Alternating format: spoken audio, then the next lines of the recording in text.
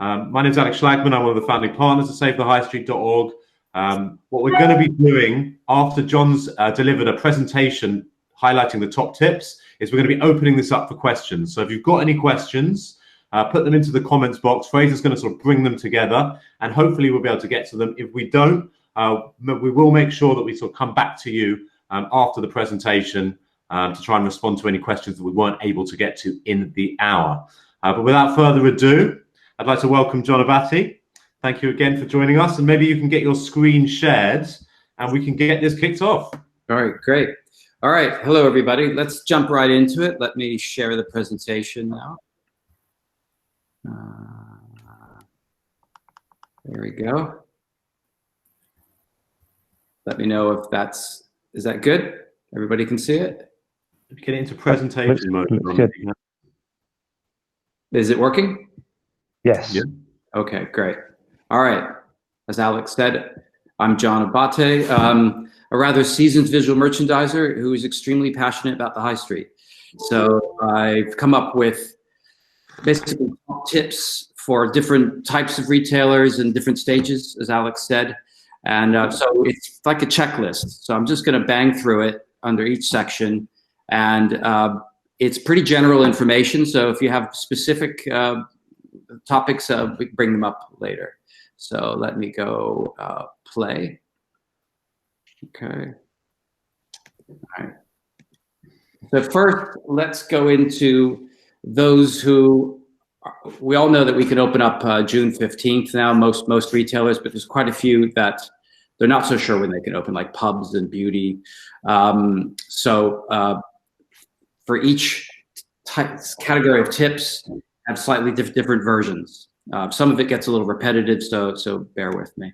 So if you're not opening in June, what can you do for your windows? Because your windows, most people think their windows aren't really selling anything as the shop is closed. Well, that's not really true, because perhaps you're selling online, or you just want to keep in touch with your customers. They're walking, believe me, we're walking around the streets quite a bit these days, more than we ever have. And we're standing in queues quite often in front of your shops that are next to post offices or supermarkets.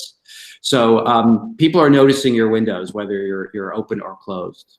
And the longer you stay closed, the more important it is to do some sort of window communication, so people don't forget you, basically. So if you're selling online, vital, put your website on. So many people aren't doing that, or it's very small. Or if you have roller blinds that you can't even see into the window, there are ways to kind of put onto the metal blinds, like your website, just so people know that you're still in business online. And how you do that is kind of important. If you can afford it, it's not very expensive to do vinyl lettering or stenciling painted on, rather than a little handwritten note kind of taped onto the window or stuck with blue tack. You wouldn't do that when the store was normally open. So why would you do that now? Like the panic phase of all this is kind of long over.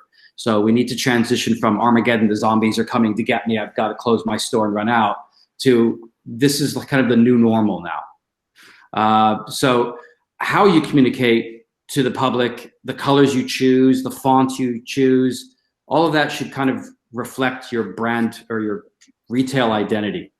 So if you've done chalkboards before, then it's good to do chalkboards. But if your location is not at all the style of chalkboards, then you really shouldn't have a chalkboard. You should have something that's in the style of what your premises looks like now. I hope everyone gets that. So the people to communicate to are your loyal customers, the people who are just dying to get back to get a haircut, or to go in and have a drink or a cup of coffee with you, or buy something with you. You probably have a list of who those customers are. You've hopefully been communicating with them online through social media. Even in the window, maybe have a message for them. Certainly if people have been supporting you during this time, have a message that thanks, thanks guys for supporting me. It's nothing wrong with saying that. I think from what I've heard and seen from high street retailers and shops, is that they're very grateful and surprised about how much business they're actually doing with the local community, and how much their neighbors and their loyal customers have been supporting them. So I think they would appreciate a little thank you for that, because it is an extra effort on their part, and it is something they're quite sensitive about and conscious of. And of course, thank the NHS and the key workers. I think there are standard signs going out there. I'm seeing them more and more, the big rainbow with the thank you. More and more, I'm seeing quite professional looking stickers on the window rather than handmade ones. Nothing wrong with handmade ones if that's your style. But the larger and the more professional you can do that, the better. So here's some examples. Here's a pub that's closed. So they have perfect to everyone, helping anyone, thanks a million. There's a tailor shop here who actually made the rainbow out of fabric and put it on their roller blind. And here's another pub where, oh no, this isn't a pub. This is like a breakfast. This is a breakfast restaurant. There used to be queues all the time for this restaurant for breakfast. So it's quite a shock to a lot of people that this is closed. Where are they getting their pancakes and eggs Benedict these days? I don't know. So, but it's cute what they said. They said top 3 things missed during lockdown: flat whites, hugs, bacon. Signs like this are great because you're communicating to your customer in a way that relates to what you do and what they're used to seeing of you. There's the sign that I mentioned, the thank you NHS and key workers. I've seen that one around. That's a good one to put in the window. And then, just pardon the reflection, it's been very sunny these past few weeks, hard to take good pictures. They have a little notice on the window. It's very clear what their website is, their telephone number, their Instagram. There's a little note, nicely professionally printed in their font they've chosen, about a little message about we'll be back soon, don't forget us, type of thing.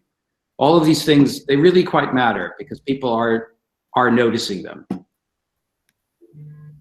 Okay, so in store, it's a little difficult to show pictures because, well, you're closed. But what I've been seeing is a lot of people are thinking about their business. We've been closed for weeks, months now. And do you want to continue the way you did before? Do you want to sell the same products in the same way you sold before? Have you noticed a shift in what customers may want? This is a really good time to be thinking about that. And as you think about that, your store is going to have to change. Physically, it may have to change. So the amount of product you put out, where you put that product, what the product is, may require different in-store solutions.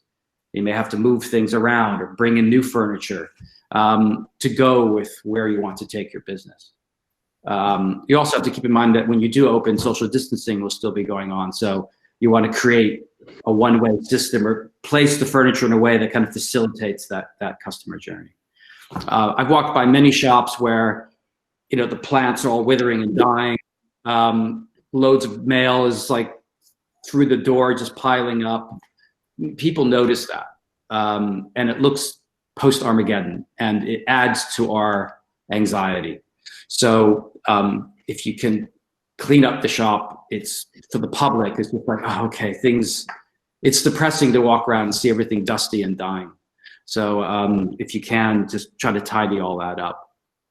And again, promote online sales by showing you're still in business, by letting customers know. I'll show you a picture. There was one that was quite good, that they're fulfilling their orders like in the window. So the store's closed, but when people look in, they can see people packaging boxes and things, and they might tap on the window of the door and want to chat with you. But it's nice to see that your order fulfillment is happening in the store, and they can see, oh wow, look, they're fulfilling orders, and the store's alive. And I think that's a really important psychological thing for people to notice. There's never been a better time. I mean, so many independent retailers that I know, they just don't have time for their online. Some of them don't even have online. Now they do. And they're photo shooting all of their products and putting it online. So this is really great because it's allowed you to kind of leap forward on all your online desires that you had. So that's going to continue now. So I think people for a long time are going to continue to shop online. So hopefully you'll develop a habit of updating your online. And I think it's great too to photograph things in your shop, because many independent retailers, cafes, whatever, they look really great. And why not photograph your product in situ in your shop? So use your premises as like your showroom, as your stage set, so people remember what the shop looks like. And it's much better to look at maybe product that way than on a white background. Perhaps a white background that you professionally weren't able to really set up. So it doesn't even look good, the white background that you tried to do. So just try to photograph it somewhere in the store. Of course, if you're food and beverage or hair and beauty, that's super challenging for you right now. But we've noticed everywhere that so many restaurants have become establishments to buy things. There's one French little restaurant near me. He sells all the wine, charcuterie, and cheeses that normally he would serve on the menu are now being sold to his customers. And of course, if you're hair and beauty, you can try to do styling appointments, you know, how to cut your hair yourself. Okay, you may not be making money from that, but you're creating a bond with your customer. And when they come back to get a haircut, they will go back to you because they've had this connection, this intimate connection to you over this time. So have your own webinars, your own live streaming. And there's one hair salon I saw, I'll show a picture of.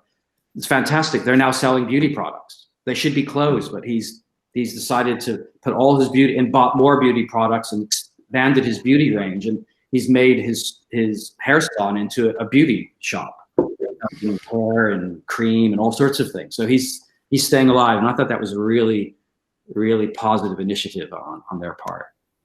So here are the two actually. The one on the left is the beauty salon that's now become a beauty store. So he's got the products in the window on the table so you can't come in. He serves you. I mean, all the product is right near the door, so he can kind of serve you at the door. The second picture is a pub that's now become a grocery store. And these guys, they took over the lease in March of this pub. So what bad luck is that?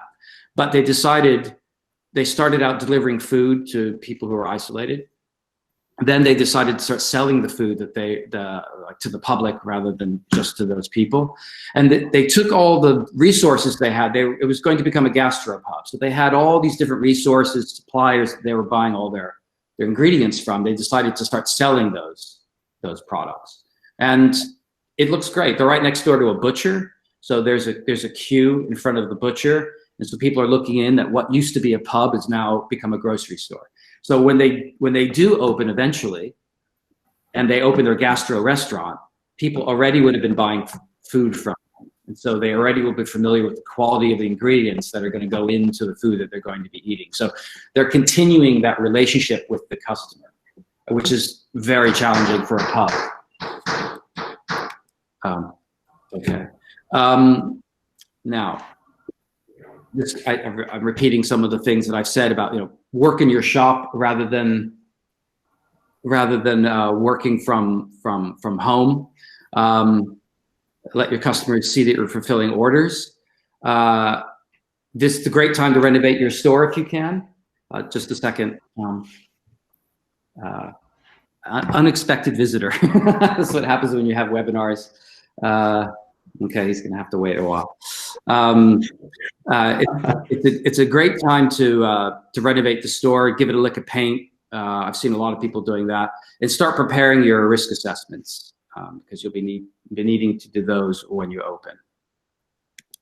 Okay, here's a photo of. It's hard to see because the gate was down. I'm just going to move. I have to tell. It's really embarrassing, but I have to tell this person that for them to come back. How horrible. Real life. Can you come back like in an hour? I'm on a webinar. I'm talking to 50 people online. Okay.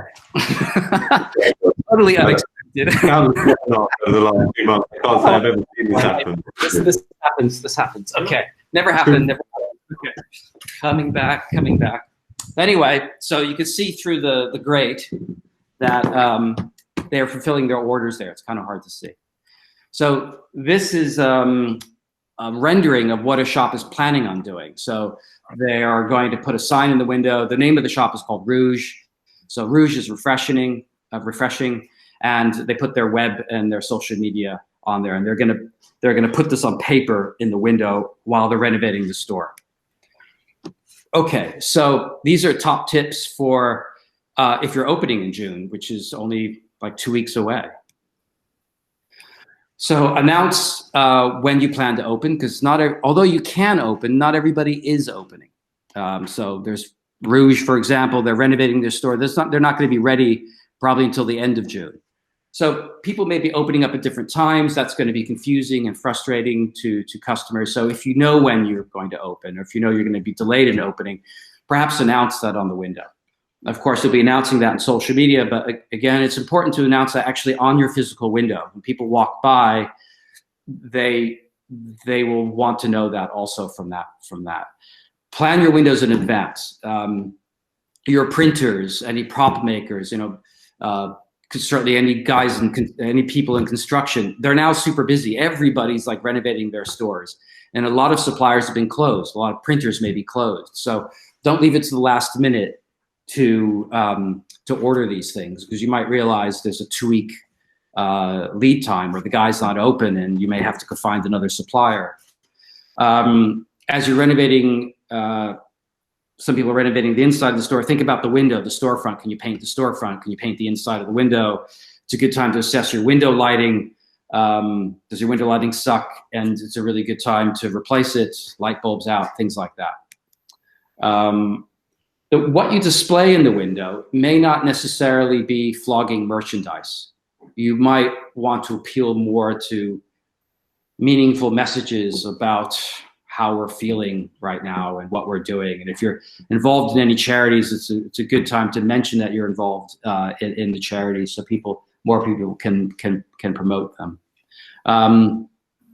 Again, whatever you communicate it in a way that reflects your style. So the type of font that you would normally use, the colors you would normally use. Choose ways of communicating that follow that.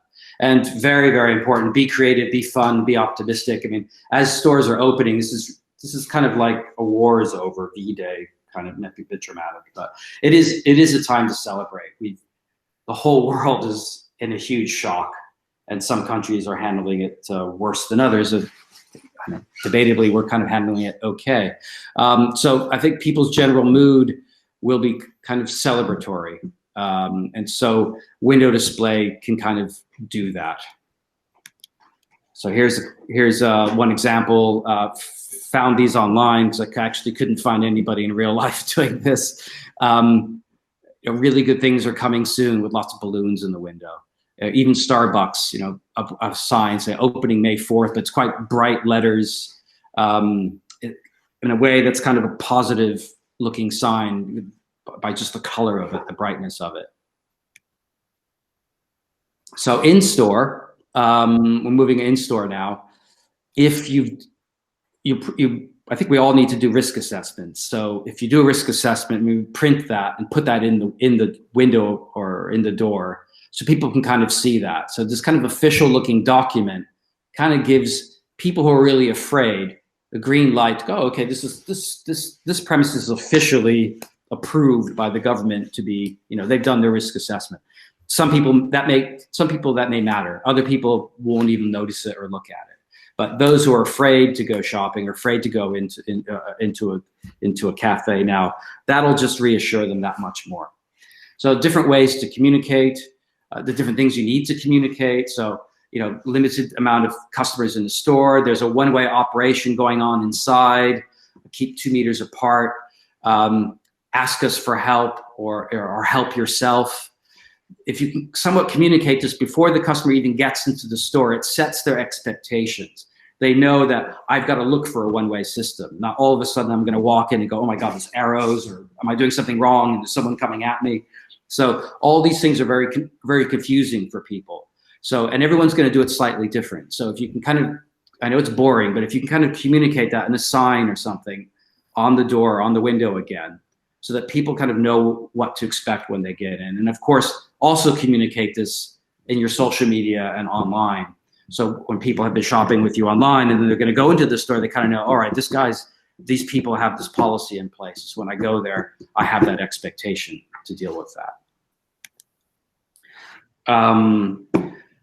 how you do that again, it gets repetitive, but anytime you communicate, how are you going to communicate? Would something nicely printed in a wooden frame that matches the wood of your store be better than an acrylic sign? I mean, these retail's detail. So as visual merchandisers, believe me, all the big brands, our visual merchandising teams are probably all over on top of this right now. They're not just printing the same signs that everyone else is going to have. They're going to be doing graphic design that fits that brand. So, and they're going to be framing it or printing it or displaying it in a way that's suitable to how they would communicate anything else in the store. If you're a really small shop, you may not need to go overboard, because all of this signage is kind of scary. It all looks like a crime scene. So if you don't need to have big stickers on the floor and these black and yellow striped things, if your shop is really tiny, and you don't have that many customers anyway coming in, just think about the necessity to have all that communication. And could you just verbally tell people that, or just have a sign in the window that says that? Minimal amount of signage to get the message across. So let's not scare the hell out of everyone with too much. Here's an example. The yellow and black, I call it crime scene signage, versus maybe another color scheme. So this one company, they have a dark blue and an orange. So if your kind of brand colors or some other colors, or some colors that you think are like pink and green or whatever, you could make the signage in other colorways that also are noticeable, or even in black and white if you're a minimalist Zen, shop. Okay, so hand sanitizer. I think having hand sanitizer at the entrance and the exits and at the cash desks is a really good idea for the customers and for the people working in the shops. Acrylic screens, okay, it's hard to make them pretty, but everyone's going to be seeing them now, so they're really good to put in place. There's lots of different suppliers that have them. Some of them are quite nice. They hang from the ceiling. They have their own stands. Again, I think that's going to make people comfortable buying something where there's that shield there, that they have that little bit of protection. And of course, it's also very important for everyone working in the shop. And if you're a fashion retailer or have your own fabrics for some reason, say if you're a cafe or a coffee shop and you've got really cool green, what do you call them? No, I wanted to say bib. It's not a bib. Oh, you know what I mean? The thing you wear over your clothes. I can't remember what that is. So you have this really cool green outfit. You can make the masks out of the same green fabric or something like that. So the mask becomes part of the uniform of your team. I think it's apron you were looking for, John. Thank you, apron. I don't cook, so I just splatter all over my clothes. So so this one company called Foresight, they have pretty good masks, not masks, acrylic screens. There's an image of store staff wearing masks. They might be on their phones, but they might be on their phones actually communicating to customers. So usage of mobile phones in retail now, maybe that's how they're communicating to customers. If you are very large, like a supermarket, or you have a lot of customers, this is gonna be more for like the large retailers like Zara and Topshop, where they're going to have to kind of cordon people. They're going to have to kind of wait in queues and have little barriers to kind of keep everybody nice orderly lines. If you're a very small shop and people have to queue outside, maybe put some benches or chairs outside. You can place the chairs 1.5 or 2 meters apart. I don't know what the distances are now. So people can maybe have a seat outside rather than standing all the time. So here's a couple of examples. I don't know if these two guys and the dog are 2 meters apart, but maybe they know each other. It's hard to find images, but having seating outside, I think, could be a good way for people to wait. Okay, so online sales again. This is a really good time for omni-channel to kind of be fully integrated into the way we sell. So the physical and the digital are becoming one. So it's a really good time to work on all your digital side of your business. And of course, freshen up the inside of the store if you can. So if you're open today, or you've already been open, you've already had a window, but maybe you just haven't had time to really think about that window. And the sign that you hastily hand wrote, could you upgrade it now to a better sign? Put the investment in the window. Again, do you have all your social media and your website URL in the window? Can you merchandise product in the window that you're also promoting online and have a direct link to that? If you have a window and if you're open, announce that you're open. Welcome people back. If you're doing any charity activities, really promote those charity activities. These three images show examples of that. Okay. Now, been open already. You've already been doing your social distancing. Can you just upgrade the way that you're doing it, or have regulations changed since you first opened, and you just need to catch up? So, just keep abreast of what's going on, and update how you're social distancing already to what's kind of coming next. It's changing, and so you need to. Unfortunately, you're going to need to keep up with that. So here are some examples from Pret a Manger. Great example. It's in their colors, and it's in the fonts that they already use. And other examples of signage, the floor stickers, which I'm not a big fan of, but they're quite effective if you have a floor that you can stick them on. And other ways of doing signs are on little stands and things like that. Okay, this is about communicating social distancing policies, which I've probably repeated and shown examples of. Hand sanitizers, again, you're in operation, you probably already have it. If you're, say, a high-end jewelry boutique, or I don't know, how can the bottle of sanitizer and the way it's displayed, again, fit your image? I mean, these might seem like petty details, but before the virus, you probably gave a lot of thought into everything that you put into your premises. So the hand sanitizer would be the same. It needs to be somewhat appropriate to the image that you're trying to create. So here's some examples of portable acrylic systems, sneeze shields, cough shields. Quite important to have the little openings so people can pay for products and you can hand products back and forth. Some of this is a bit repetitive from like, are you planning to open? So I've already mentioned it, so I won't really go into it again. We'll make all this available after the webinar, so it's quite wordy. In a way, it's kind of good because it's a take home, which you can then read later, read again. If you have any services that you're doing, if you're offering click and collect, if you're delivering, one shop I know is doing a lot of local delivery. So I've told them, well, put that in your window, say that you're doing that.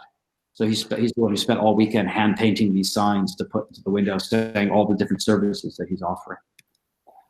I was going to include it in the presentation, but he didn't finish in time. So here's Whole Foods, has a nice little sign, quite politely asking people to one person at a time. Nice little restaurant where they put the chalkboard and the menu outside on wooden stands, which fits the image of their shop. Starbucks is doing takeout now. So your windows, your doors now become your selling place. So the entrance, quite often I've noticed that people put tables at the doors and that's where they're selling from. And then last on this part of the presentation, I just want to mention the idea of outdoor markets and outdoor shopping. Can you spill out into the street? And can your local council, or I mean, this is slightly beyond me, but can we encourage more? Markets are allowed to open now. So can more markets open, and can micro markets open? So I think a lot of councils have, one place I know, oh, you can't put anything outside. They come around like warning you. It's like, those guys need to change the way they think. They need to allow retailers to use the outdoor spaces to sell from? Can on weekends, say on Sunday or Saturday, can your little local high street become pedestrianized? And can it become a street market? So everyone that has a shop on the market spills out into the street at least one day a week, which allows you to connect with your customers again. They may shop online for the rest of that week, but at least they feel comfortable that one day because it's all outdoors. And the weather's just been fantastic, and we're summer now, so I can't see why more of that can be going on. And this architect is in Diezen, the Dutch architects called Shift Architecture. They've come up with this whole plan of how micro markets could work in cities and how it could all be marked out so everyone's social distance. It's worth taking a look at what they've come up with. So now we're into the new normal, the next normal of VM on the high street. So visual merchandising is often, people don't really know much about it. And in big companies, we're kind of the elves that work at night and no one ever sees. So people don't really realize the effort and the amount of responsibility that visual merchandisers have on what you see in a retail shop. And of course, if you own your own premises, you're doing it yourself. So you know it's very time consuming. But now visual merchandising is not just about making things desirable or making the shop look nice or your product look nice. It's about making your customers feel comfortable and secure. So it's a whole other genre of communication that visual merchandising is now responsible for. And very important so that customers feel comfortable, secure to come back into your store. And because all this is going on, shopping is not going to be pleasurable. One person at a time, it's like, whoa, most people go shopping with their friends for entertainment. So that's killed the fun out of shopping. Stay 2 meters apart. Don't touch this. Don't do that. You touch it, you're gonna die. And this is all in people's minds. So the way you display the store, can it be more cheerful? Can it be more bright? The music that you choose to play, flowers, plants, how can the environment just compensate for the scariness of what shopping is now? Mm-hmm. It can be, if you don't do anything, it's going to be a crime scene. Who wants to walk into a crime scene? So there's lots of physical barriers now that are going to have to be dealt with. The way you move your furniture around can help that shopping. Maybe you actually space things further apart in the shop so it doesn't create crowds. Be creative in the way that you're re-merchandising and resetting up your premises. Make it easy for people to shop. Like if it's assistance, like don't touch it, we'll touch it, we'll show it to you. Maybe just put one of each item out so that they can kind of see it. And like, what's your size, or what size do you want, or what flavor do you want? And then you get it for them. Or is it that it's all self-shopping? You touch it, you buy it, you take it to the till.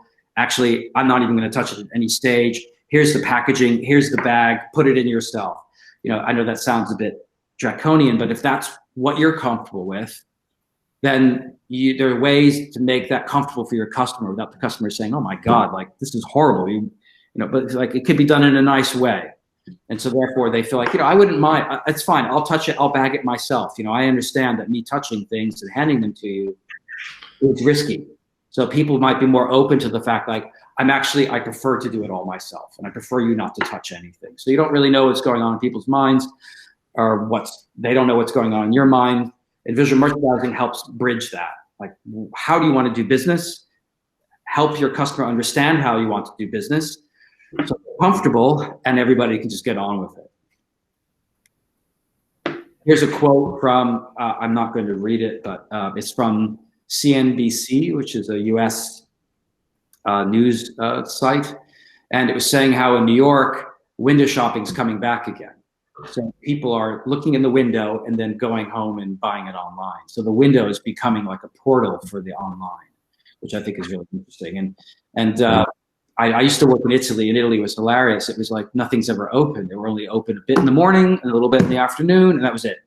So the rest of the time, believe me, the windows were full of product with the prices, because pretty much people would decide what they would want. They would only go into the store to buy it because they decided they were going to buy it, and all the many hours that the shop was closed. So window display now can be a tool that it perhaps wasn't before. Yeah, that's pretty much what this is talking about. And even they're being quite obvious about it. There's one shop in Manhattan. It's like, do you see something in the window you like? Contact us. So they're being quite obvious about the fact that shop from the window. All right, so that's it. So I hope some of this gives you inspires some ideas, or gets the wheels turning about how we can all reopen with confidence, safely and successfully. Fantastic. John, thank you so much. I've got a bunch of questions here from people in the audience. I mean, it stimulated me a lot, so I've got a few myself. But let's start with what's being asked by other people listening in. I've got a question here from Georgina B. Is there a vinyl letter sign supplier that you can recommend? I probably could get some just from the people that I know. A lot of printers print this. So if you go to your local printer, ask them if they make this kind of signage. They may be able to do that, or they know somebody who can. Yeah. A lot of printers actually sub out printing. So smaller printers may sub out from larger printers, and the larger printers may have those machines that cut all that out. So start with a local printer, somebody who does more than just printing paper, who prints signs, and they may be a good source. On the deliverable that we'll hand out, maybe it also depends where you live. I don't know if you're in London or where you're from, but there are large companies that do large scale commercial printing. They will certainly have it. So I will maybe get together a few, but start with your local printer and find out how they can help you. Just to build on that, Georgina and everybody else on the call as well as sharing some of the information from this webinar with everybody. We've been working really hard with not just John, but the British Display Society more broadly since before COVID-19 really kicked off to look at how can we make really high quality expert visual merchandising support affordable and available for independent businesses. And so we're going to be looking at how we can start to provide certain services alongside John that are remote, using video calls, using online briefings, and really sort of supporting you and others in the community with getting some of these things in place. And I have no doubt that helping find those right suppliers will be a part of that as well. Yeah, actually, I'm an executive committee member of British Display Society. And if you go to the British Display Society, they now have corporate members, and the corporate members are suppliers, are printers, or mannequin makers, hangers, everybody involved in the visual merchandising industry. There should be a list on the British Display Society website of all the different suppliers. So that's also a good place to start. And the British Display Society is a charity organization; they're not in it for profit or anything. Yeah, so I'm going to get through some of these questions here. If anybody else has questions, just add them into the chat box and we'll see how many we can get through.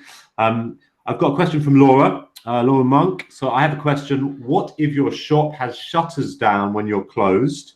Is now the time to paint them?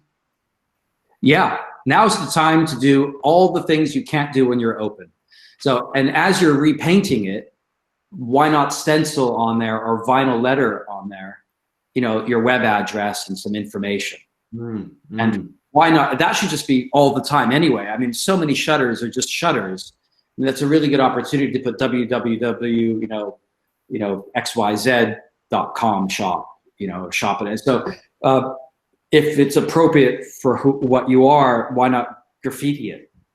So many shutters have graffiti already. So if you do it in a graffiti style, you can get a local graffiti artist or something to make the sign for you. And they're very good at spraying that. So if that style fits you, you could do it in graffiti style, or you could stencil it, cut out the letters and paint them.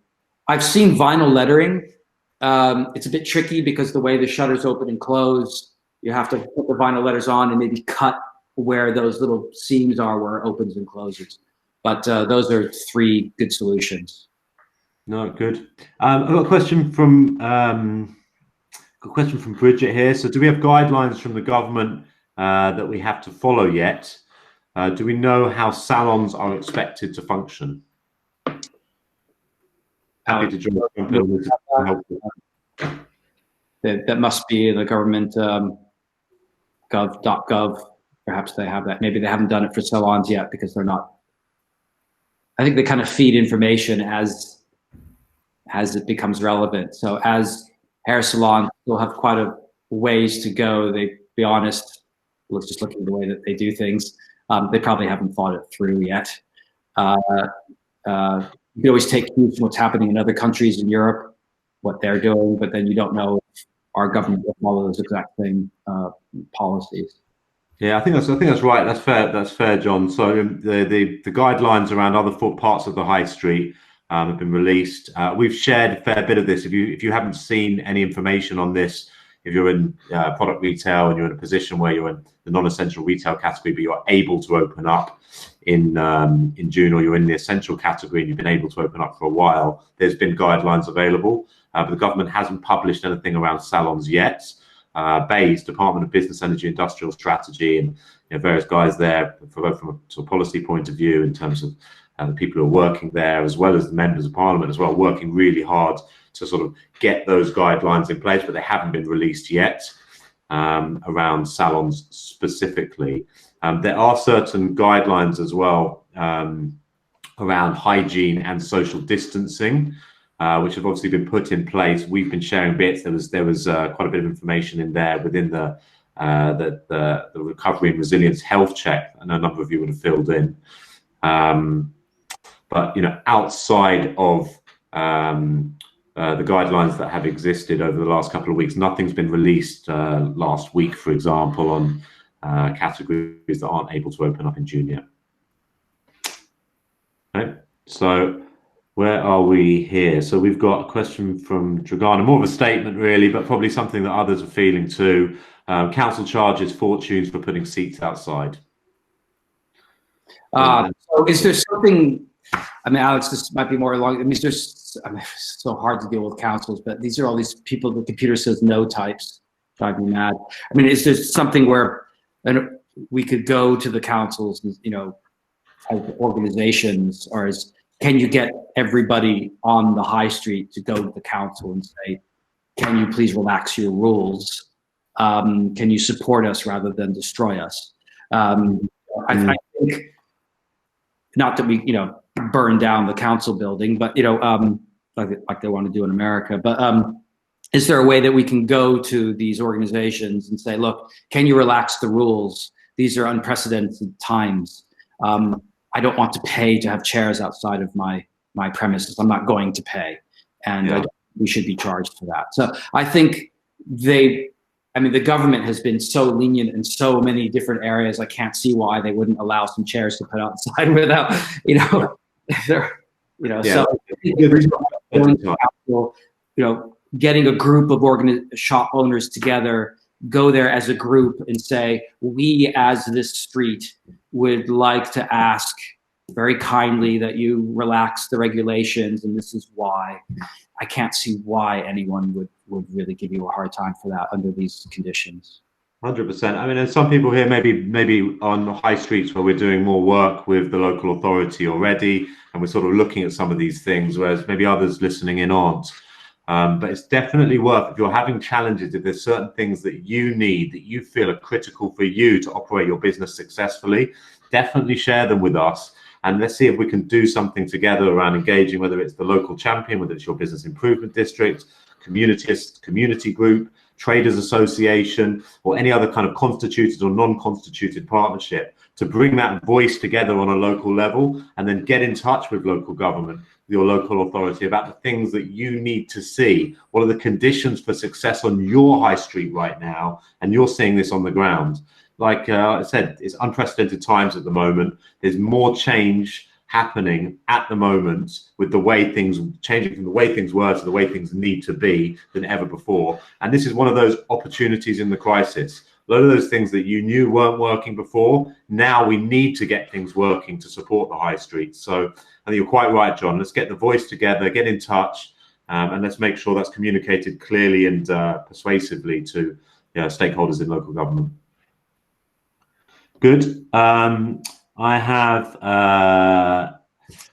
another challenge from Linda, more of a statement again. Other people may be facing here. My shop doesn't have anywhere that is 2 meters wide.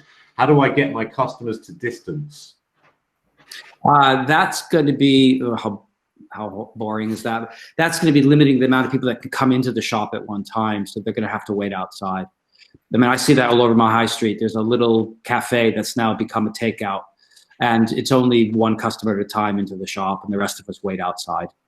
And fortunately, we've all become very patient and used to waiting outside. And they'll be waiting outside of your shop, and you probably have windows, and they're looking in, and they could see what's going on, and they could, you know, they're watching that customer like a vulture. Are they done? Are they done? You know, and like, you know, then they'll pop in, and so we're so used to like just one or two customers being allowed in at a time that I think that's going to be your solution. Is just going to be limiting the people that come through the door, and hopefully they'll just shop quickly. So that's why it's important to visual merchandise your shop. Like, what are people buying? Make it easy for them to find it, pay for it, and go. You know, unfortunately, that's a role that VM may have to play, rather than before it used to play a role of like, let's make it all look really interesting. Let's get them to spend as much time as possible in the store. You know, the longer they stay in the store, the more likely they're going to buy. That is very difficult now as a mantra for visual merchandisers. Unless it's appointment only. If you're high end, what's working in a lot, I've been reading about this all over the world, is appointments. So people come in at certain times for appointments, and the shop is essentially closed, and it's only open by appointment. But that's only if you're very high end, because that's super high end customer service.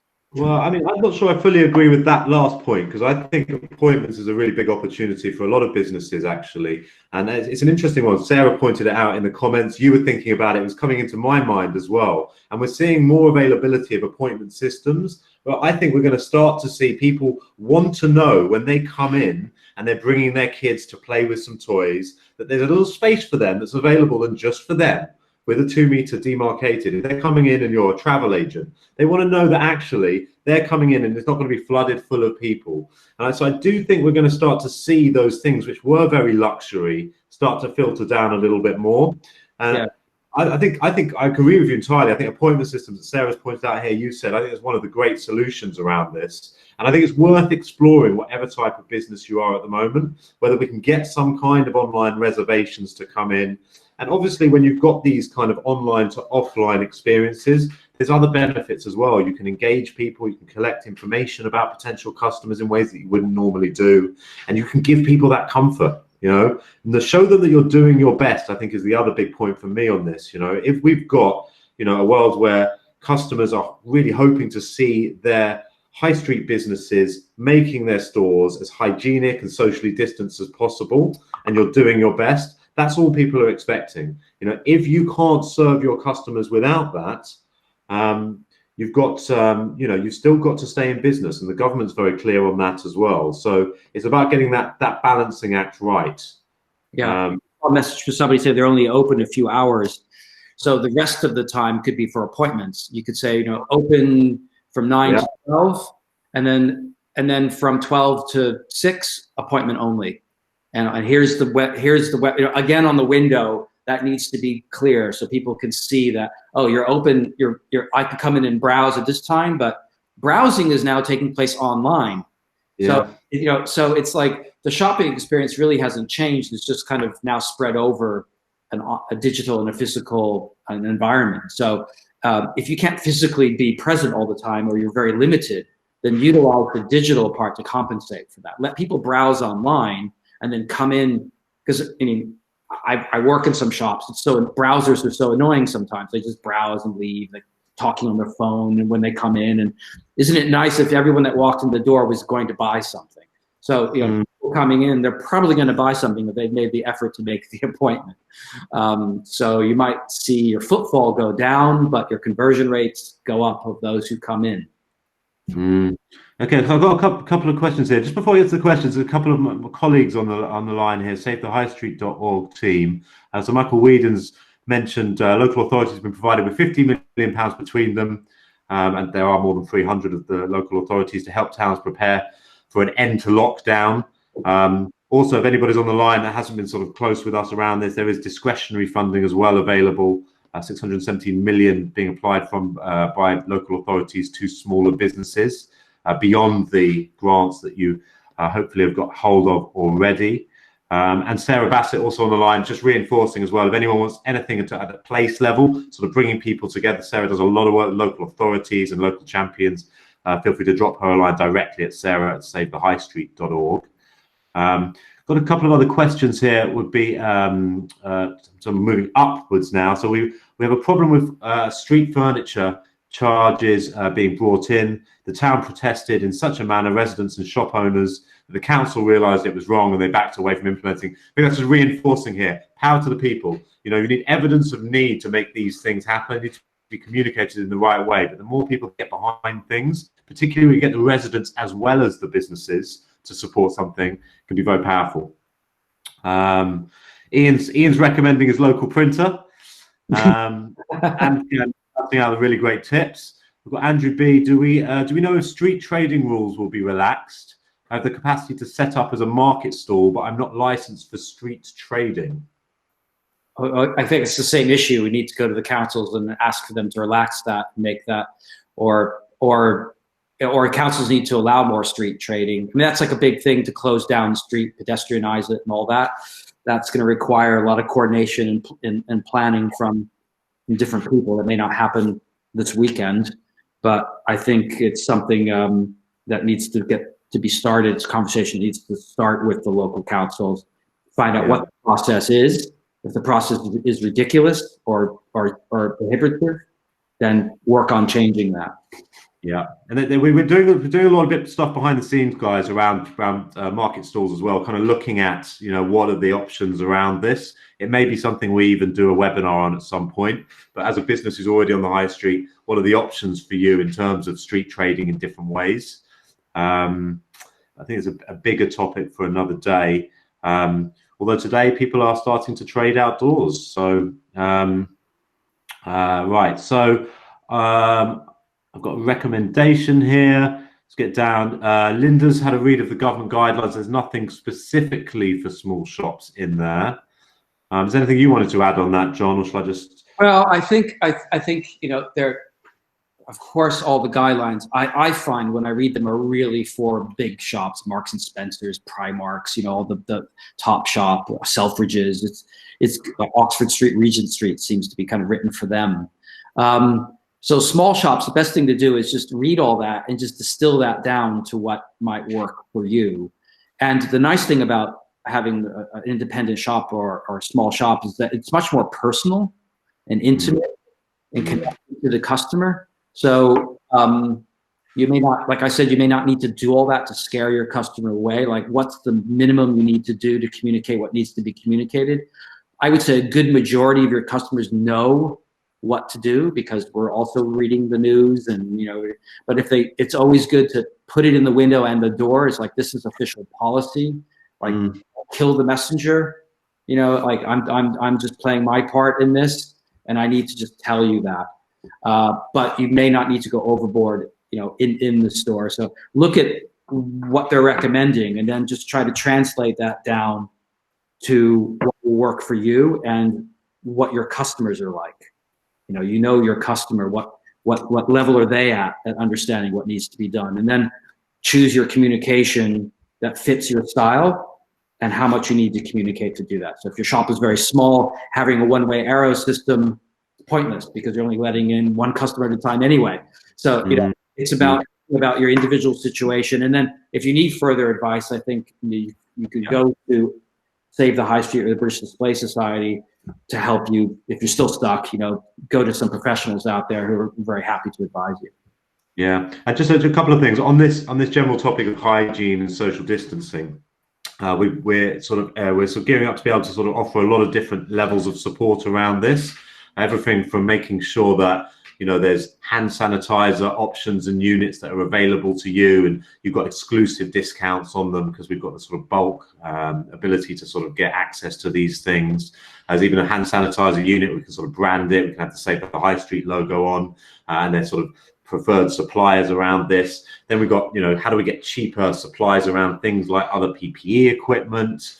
all the way through to getting support around making sure you get that all-important risk assessment done. So there's a whole bunch of sort of specific support that we're sort of gearing up to provide. Where it gets interesting, I think, is after this we're going to be sharing a little bit of information with everyone who's sort of active on Joe, at least, for the sort of exclusive sort of service around working with John Abati. That's been developed exclusively for this, where we can kind of get more into the personalized bits. What is related to social distancing for your business? How can we sort of design your store, redesign your window and in-store experience around some of these things? So there'll definitely be a few follow-ups around all of this that's been discussed. And I'm very conscious of time, just looking at the last couple of questions here. I've got a question from Sarah Hunter, which is, do you think shop opening hours will now change in the future long term? What's your view on that, John? Well, I mean, I've kind of lived and worked around the world, and I always found Europe a very odd place, that shops seem to be open when we're working. So I always kind of wondered, when do people shop? Shop closes at 6, I get home at 6, but now we're not going to the office anymore. And so being open during the day might be okay, but people are going to be returning to work. I don't think there's any regulation saying you must close at 6. So in a shop I was working at once, I decided to stay open until 8, and no customers came in. So it's like people are trained that all the stores are closing at 6. So now all that's been thrown up in the air. It might be a good time to experiment, maybe certainly by appointment only. Why not be open at 7 o'clock or 8 o'clock if that suits your customer? And then you open later. I think it's, as long as there's no regulation saying you must close at 6, I think, again, it's something you just need to explore with your customer and your style of business and the way you do business, how your operating hours can accommodate how you all want to shop and work. But you need to really communicate it. People need to understand that they need to know that you're open until 8, because they're just going to assume you're closed because everyone else is closed at 6. So if more and more people start to have these varied hours, you might find customers having the expectation that perhaps they're open, or at least they're open by appointment. And of course, it's your personal life. Like, if you want to open later, that means you're not going to be home to eat dinner with your kids or whatever, So it's like, there are other ramifications of extending your operating hours. You have to have 2 shifts of people. I think it's a one-by-one situation. Yeah, I mean, the one thing I'll say just to add to this is, if anyone wants to give a bit of information, a bit more data around when people are more likely to be in and around, walking around your high streets, there's certain data that we've got access to around some of this information. It's a lifestyle challenge, to suddenly change this. But the reality is, most businesses aren't open at the right time, so when their customers are there. And I think everyone should at least know, what is the optimal times for me to be open, not just now in, this COVID-19 lockdown period, but, moving forward as well. Just where we are on time, we've got a couple of questions and a couple of comments. If everyone's okay to stay on the line, maybe we'll finish off the ones that are live at the moment. I've got a question here from Rowena. So it goes beyond shop windows, but any advice to clothing shops where the government advice is to keep fitting rooms closed? Yeah, you have to be really good at guessing people's sizes. So they're going to have to, you're going to have to hopefully choose something that is going to fit them without them trying it on. And they could take it home and then bring it back and say, oh, this didn't fit. So then what do you do? Are you going to sanitize the outfit? Do you not allow returns? But there are ways around, the fitting room. It's going to require quite a skill at assessing someone's size, or asking the person questions like, do you have anything else that is like that you've worn before? What size? People tend to be a little lazy. I'll just go and try it on. But now they may have to think, do I have another pair of pants or trousers just like this? And this is probably very similar. And it might require more of a conversation with the customer about trying to guess that item is probably most likely going to fit them. Yeah, I think, and Ian's made a good point afterwards as well. Sort of fitting rooms can stay open. You have to manage them. And I think this is a general point as well. you know, a lot of this and these new recommendations around hygiene and social distancing isn't just about the spread of disease. This is actually about making your customers feel comfortable, confident being in your store. And even with fitting rooms, it's very similar. If you're really on top of it and you have a very overtly communicated, proactive measure to keep your fitting rooms clean after every single person walks in, for example, you know, people will feel much more comfortable to use them.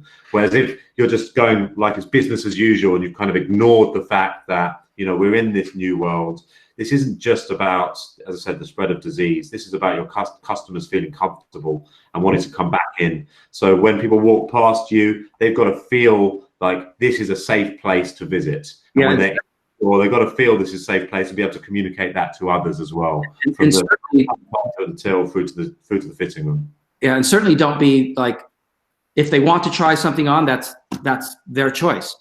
So oh no, you can't use the fitting room. They'd be like, okay, I'm out of here.